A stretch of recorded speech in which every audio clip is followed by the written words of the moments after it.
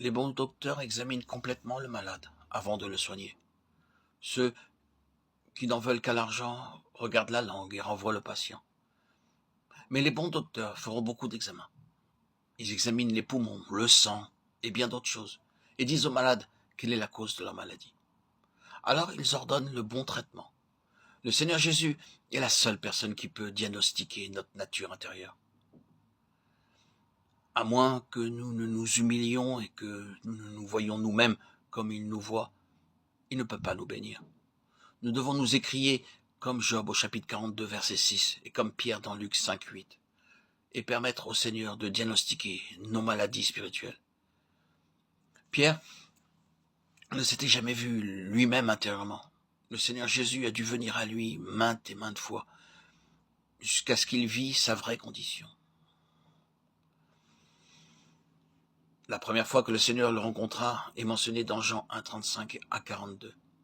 Il l'appela par son nom, Simon, et lui donna un nouveau nom, Pierre. Trouva cela merveilleux. Il pensa, c'est un homme qui me connaît par mon nom. Mais il n'y avait aucun changement en lui. Dans Luc 4, 38 et 39, nous lisons que la seconde fois que le Seigneur rencontra Pierre, il vint dans sa maison. Là, il guérit la belle-mère de Pierre, en menaçant la fièvre. Et immédiatement, elle se leva et les servit. Pierre pensa sans doute en lui-même, n'est-ce pas une merveilleuse personne? Par sa seule parole, elle a été guérie. Mais il n'y avait encore rien de changé en Pierre. Dieu peut nous bénir et nous aider. Mais pour cela, il doit nous montrer notre vraie nature. Dans Luc 4, 40 et 41, nous voyons le Seigneur Jésus rencontrer Pierre pour la 3e fois. C'était dans la rue où ils habitaient. Une foule vint voir Jésus et par sa parole, beaucoup furent guéris. Simon-Pierre voyait ces merveilleuses choses se produire devant ses yeux. Mais il n'y avait encore rien de changé en lui. La transformation, la métanoïa ne s'était pas encore opérée. Dans Luc 5, 3, les disciples avaient péché toute la nuit. Cependant, ils n'avaient rien pris.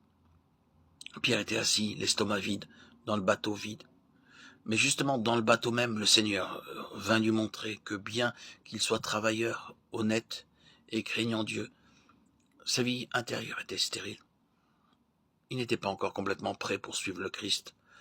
Au commandement du Seigneur, Pierre obéit et jeta le filet du côté droit du bateau. Le filet commença à s'enfoncer.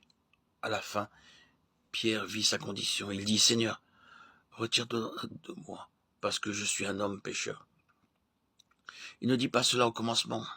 Il était sans doute un homme qui craignait Dieu et attendait le Messie.